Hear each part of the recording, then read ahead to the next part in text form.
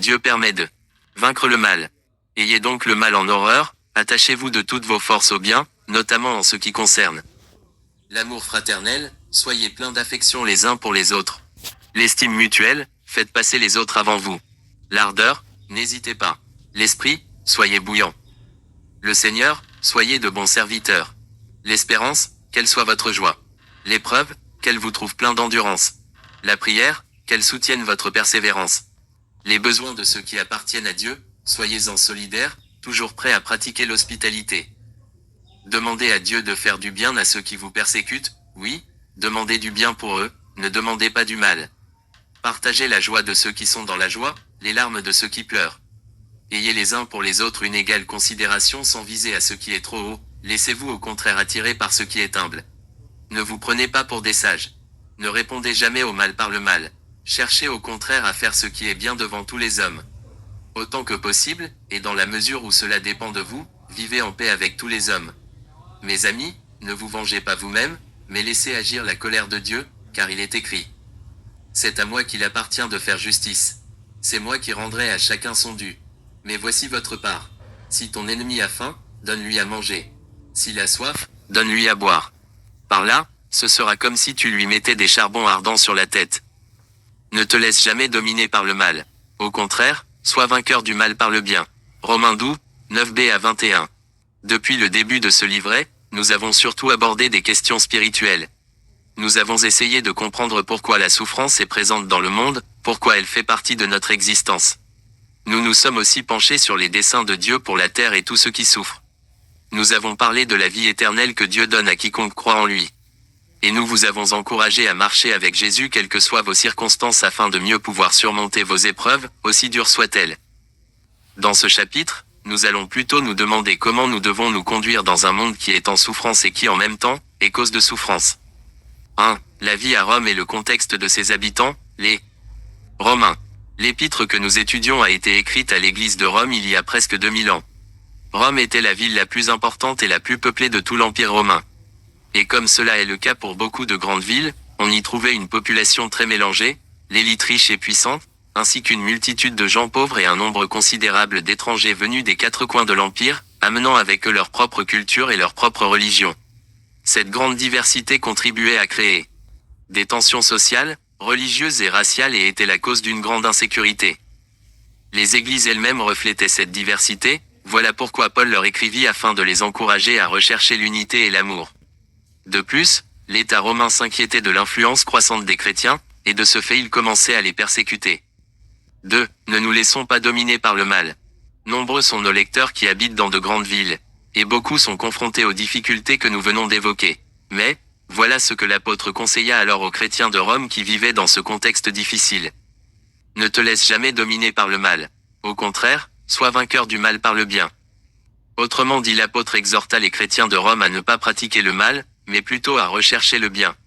Il les encouragea à dépasser leurs épreuves, à s'élever au-dessus de leurs soucis pour user de bonté envers leurs prochains, même si cette mission semblait difficile du fait qu'ils ployaient déjà sous de lourds fardeaux.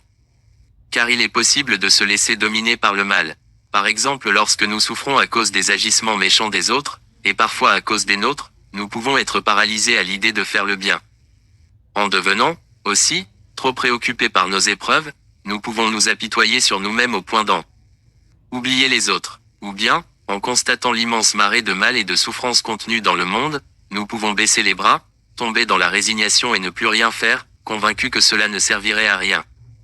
L'épreuve peut aussi nous pousser à devenir amers et cyniques. Or de telles attitudes empêchent l'amour de grandir. De plus, lorsque l'on est victime du mal des autres, il devient facile de vouloir y répondre par la méchanceté en cherchant à se venger. Tout cela ne peut qu'entraîner un cercle vicieux de souffrance. Voici donc des exemples sur la façon dont le mal et la souffrance peuvent diriger nos pensées au point de faire disparaître l'amour en nous. 3. Les conseils de l'apôtre Paul. De temps à autre, nous laissons tous le mal nous dominer. Mais comment alors surmonter ces attitudes ou ces sentiments méchants lorsque nous constatons qu'ils habitent dans notre cœur? 1. La prière. Paul nous exhorte à persévérer dans l'épreuve et à l'endurer, non pas en solitaire, mais avec le Seigneur. Pour cela, il nous encourage à prier sans nous lasser et à nous nourrir des pensées de Dieu et de notre espérance.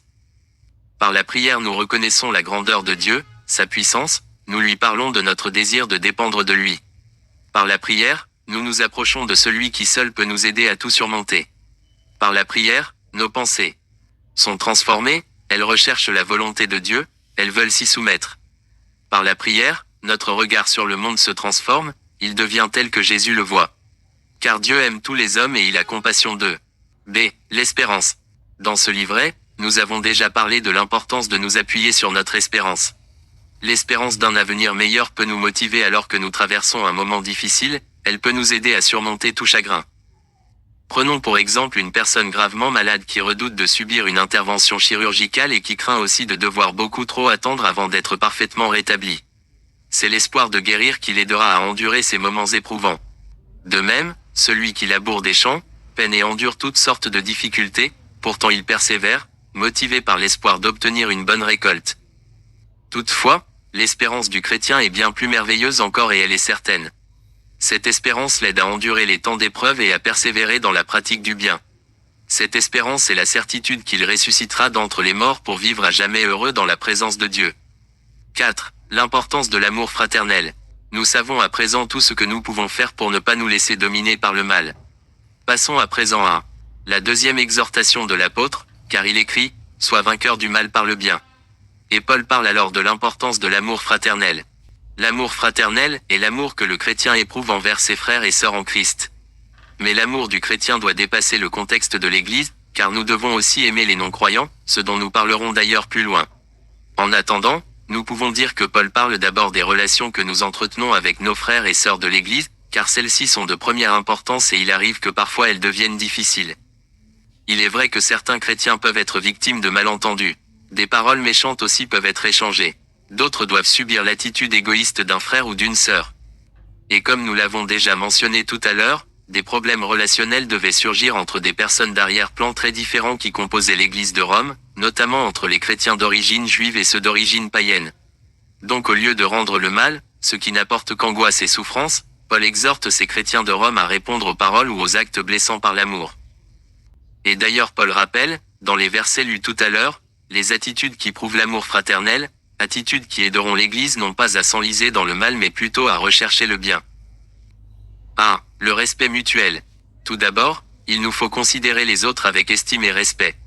À bien des égards, les chrétiens sont différents les uns des autres, par leur personnalité, leur arrière-plan social, leur race. Certains ont grandi au sein d'une culture différente de la nôtre. Nous devons respecter et même célébrer cette diversité, ne pas permettre qu'elle devienne source de division ou de conflit. Tant que l'essentiel de la bonne nouvelle n'est pas en jeu, nous n'avons pas à imposer nos points de vue aux autres. Le respect implique l'écoute, la compréhension de l'autre, le désir de grandir ensemble dans la pratique de la foi, la volonté d'apprendre des autres. B. L'hospitalité. Puis Paul encourage aussi l'hospitalité.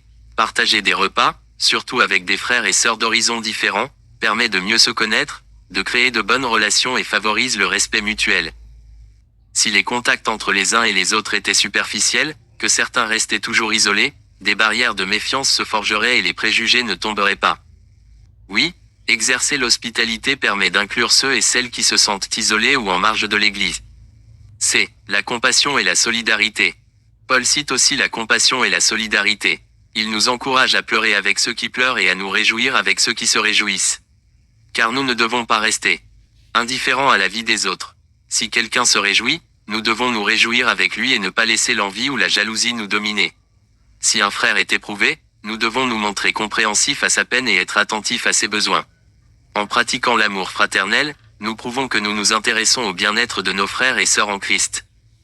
Lorsque nous exprimons notre solidarité envers notre prochain, nous venons à son secours, nous allégeons son fardeau et atténuons sa souffrance. L'amour est plus qu'un sentiment, il se traduit par des actes, il vise le bien de l'autre. L'amour permet de vaincre le mal, il permet au bien de triompher au sein même des églises. L'amour du chrétien envers son ennemi. Ne répondez jamais au mal par le mal. Cherchez au contraire à faire ce qui est bien devant tous les hommes. Autant que possible, et dans la mesure où cela dépend de vous, vivez en paix avec tous les hommes. Mes amis, ne vous vengez pas vous-même, mais laissez agir la colère de Dieu, car il est écrit. C'est à moi qu'il appartient de faire justice. C'est moi qui rendrai à chacun son dû. Mais voici votre part. Si ton ennemi a faim, donne-lui à manger. S'il a soif, donne-lui à boire. Par là, ce sera comme si tu lui mettais des charbons ardents sur la tête. Ne te laisse jamais dominer par le mal. Au contraire, sois vainqueur du mal par le bien. Romains 12, 17 à 21. 1. L'amour du chrétien envers son ennemi dans la communauté. 1. La persécution. Les chrétiens à Rome commençaient à vivre une certaine opposition du dehors, ils devenaient persécutés. Quel triste constat. Certaines personnes cherchent à nous faire du mal, parfois délibérément, d'autres fois par inadvertance. Toutefois parce qu'elles sont contre nous, elles deviennent source de souffrance. Qu'en est-il pour vous, chers amis? Vous sentez-vous accablé ou désavantagé à cause de l'injustice ou de la corruption? Êtes-vous l'objet de préjugés ou de discrimination, en raison de votre foi ou de votre race, de vos origines tribales ou autres? L'insécurité vous pèse-t-elle, à cause de la délinquance, de conflits tribaux ou de l'instabilité politique? Éprouvez-vous de la peine du fait de relations difficiles avec des personnes hargneuses, soit au sein de votre famille, sur votre lieu de travail ou dans votre quartier? Le mal est là, bien présent, et il engendre la souffrance. Toutefois, Paul interpelle le chrétien, et il l'exhorte ainsi, ne te laisse jamais dominer par le mal. Au contraire, sois vainqueur du mal par le bien. Dans le chapitre précédent, nous avons parlé du sens de ces paroles, ne te laisse jamais dominer par le mal. Nous avons compris qu'en souffrant à cause du mal que nous subissons, de mauvaises pensées peuvent jaillir de notre cœur telles que l'amertume ou la colère, la résignation ou la vengeance, pour ne citer que quelques exemples. Toutefois, dans un tel contexte, nous ne devons pas nous laisser dominer par le mal, mais surmonter ces épreuves en les vainquant par le bien. 2. Les conseils de Paul. 1. Ne répondez jamais au mal par le mal. Nous pensons qu'il y a deux façons de comprendre ce conseil. D'abord, si nous remarquons dans notre entourage des gens pratiquer le mal et qui semblent bien réussir leur vie, au point de trouver dans leur mauvais agissement une façon de s'épanouir, nous ne devons pas suivre leur exemple. Si nous connaissons des personnes malhonnêtes et corrompues qui s'enrichissent de leurs mauvais procédés, il nous faut résister à la tentation de faire de même.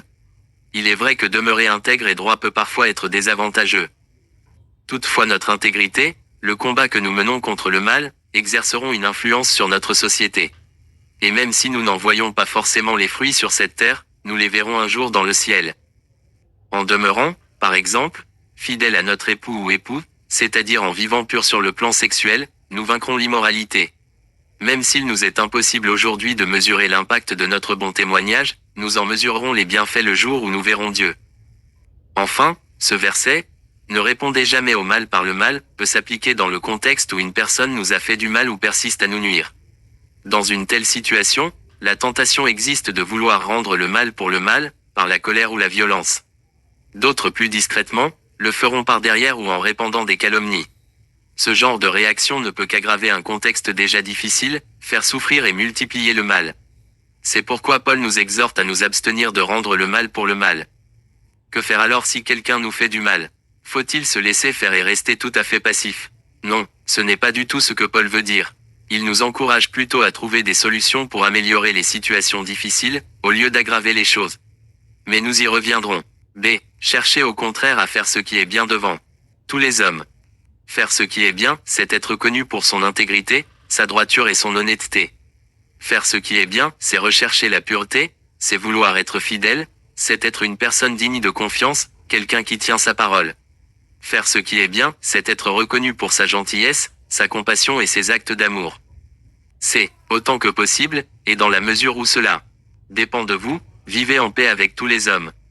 Jésus a de même prononcé ces paroles, heureux ceux qui répandent autour de la paix, car Dieu les reconnaîtra pour ses fils. Matthieu 5, 9, le chrétien doit rechercher la paix, il est celui qui doit aspirer à vivre des relations paisibles et harmonieuses avec les autres. Mais Paul laisse suggérer qu'il n'est pas toujours possible de vivre en paix avec tous les hommes. Les malentendus, les paroles ou actions qui blessent peuvent ternir les meilleures des relations. Parfois même une mauvaise conduite est telle qu'elle en détruit une amitié. Alors le rôle du chrétien est de rechercher la réconciliation, de désirer tout tenter pour rétablir la paix. Toutefois, il est vrai que ces tentatives peuvent être vouées à l'échec car tout ne dépend pas de nous, la réussite et la paix dépendent aussi de la bonne volonté des autres. D. Aimez vos ennemis. Mais comment réagir si nous constatons que certaines personnes refusent de vivre en paix avec nous? L'apôtre Paul aborde cette éventualité dans les versets suivants, en parlant de l'attitude à adopter envers ceux qui se conduisent à notre égard en ennemis. Une fois de plus, Jésus nous exhorte à ce sujet par ces paroles, « Aimez vos ennemis ». Et ce que Paul a écrit dans sa lettre aux Romains s'inspire sans doute de cette exhortation. L'enseignement de Paul suit celui de Jésus, son Seigneur et le nôtre. Il s'appuie sur ces paroles fortes, aimez vos ennemis. 3. L'enseignement de la Bible à travers les écrits de Paul. Paul nous conseille de ne pas agir précipitamment, de ne pas laisser les émotions telles que la colère ou la vengeance tout détruire. Le mal dont nous sommes victimes peut susciter en nous la haine ou la colère, le désir de tout régler à notre façon. Toutefois, Paul nous met en garde contre toute intervention personnelle malsaine, contre toute action qui s'opposerait à la justice de Dieu et qui ressemblerait davantage à la vengeance. Paul nous rappelle que Dieu est juste, que c'est lui qui détient le droit et l'autorité d'exercer la justice. Nous ne devons pas recourir à notre propre justice, ni rechercher la vengeance. Dieu est juste, de plus il sait tout et il voit tout. Quant à nous, ce que nous pensons ou croyons des autres peut parfois être faux, car notre savoir est limité et fort imparfait. Dieu toutefois sonde les cœurs, il connaît parfaitement les motivations, les intentions et mobiles de chacun, il ne peut se tromper, ses jugements sont justes.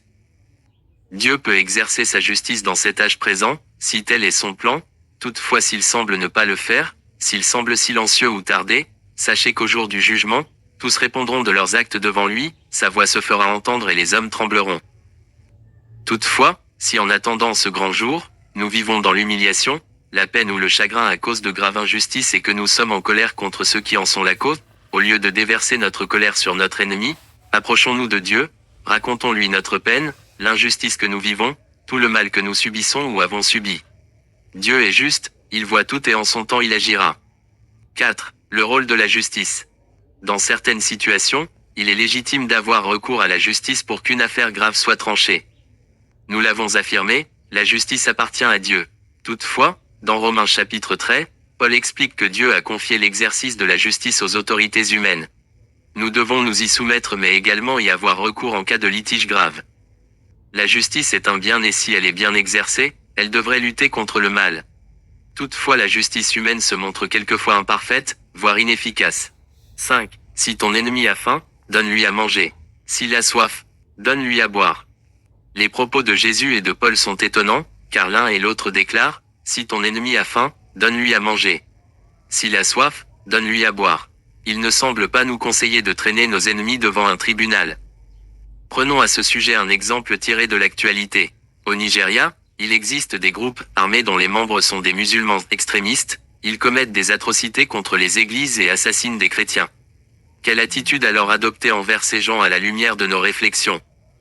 Tout d'abord, ces chrétiens persécutés ne doivent pas prendre les armes pour tuer en retour des musulmans.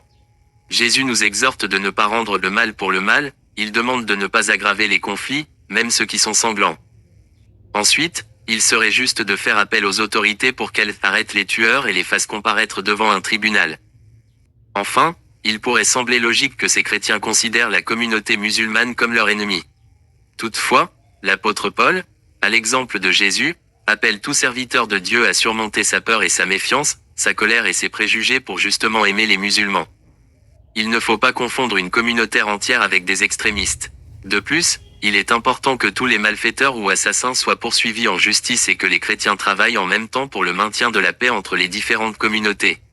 La compassion, la solidarité et l'amour peuvent contribuer à surmonter les préjugés et à faire disparaître les tensions et les conflits.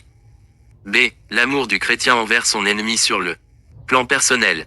Nous essayons de répondre à la question, comment mettre un frein à la souffrance qui fait ses ravages dans le monde?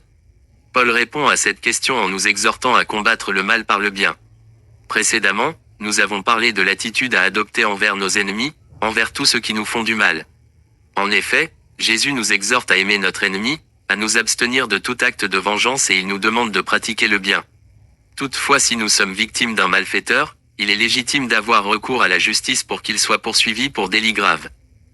Cependant, il nous faut éviter de faire l'amalgame entre ce malfaiteur et la communauté entière qu'il représente. Si par exemple un musulman extrémiste commet un acte de terrorisme, il est juste de tout mettre en œuvre pour qu'il soit arrêté et jugé, mais il ne faut pas pour autant s'en prendre à la communauté musulmane entière. Non, Jésus nous encourage à aimer notre prochain, à vouloir son bien, quelle que soit son origine, ses racines. Et cela d'autant plus que des tensions et des conflits entre communautés divisent. 1. L'enseignement de la Bible à travers les écrits de Paul. Nous voudrions à présent parler de l'exhortation de Jésus d'aimer son ennemi à un niveau plus personnel. Nous avons surtout abordé jusqu'à présent les relations entre communautés mais sur le plan individuel, nous pouvons avoir affaire à des personnes méchantes, qui nous font souffrir, par leurs attitudes ou leur conduite cruelle. Cette personne peut être un voisin, un collègue de travail, ou même un membre de notre propre famille. Nous pouvons une fois de plus reprendre la liste de l'apôtre Paul car elle s'applique aussi bien à toute situation individuelle que dans un contexte plus large. 1. Refuser la vengeance. Tout d'abord, nous le rappelons, Jésus nous exhorte à ne pas rendre le mal pour le mal, il nous demande de refuser tout acte de vengeance, sinon nous nous précipiterions dans un cercle vicieux de mal et de malheur. Dieu est juste, et sa justice est parfaite. Il voit notre peine, ce qui nous tourmente tant. En son temps, que ce soit dans ce monde ou dans l'âge éternel, il nous relèvera, et exercera pour nous sa justice selon sa bonne volonté. B. Rechercher un médiateur si nécessaire. Ensuite, en attendant ce jour glorieux, nous devons réfléchir sur tout ce que nous pouvons entreprendre pour vivre des relations plus paisibles et respectueuses envers la personne devenue source d'angoisse. Peut-être devrons-nous faire appel à une tierce personne pour intervenir en tant que médiateur. C. Aimer ceux qui nous persécutent. Enfin, Jésus nous demande d'aimer la personne qui nous offense. D'ailleurs, nos paroles et nos actes, s'ils sont empreints d'amour, peuvent aider les gens à se remettre en question et pourront mettre fin à certains conflits. 2. Avoir recours à la justice si nécessaire. Si une personne a commis un délit devant la loi, il est effectivement légitime de faire appel à la justice.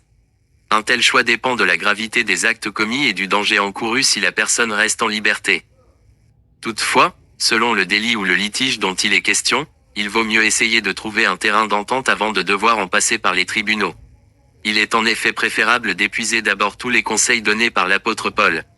Sauf dans le cas, bien sûr, où des crimes graves ont été commis. En effet, les déchirements, la détresse ou l'angoisse vécue à cause de relations difficiles ne seront jamais effacés même en ayant recours à la loi.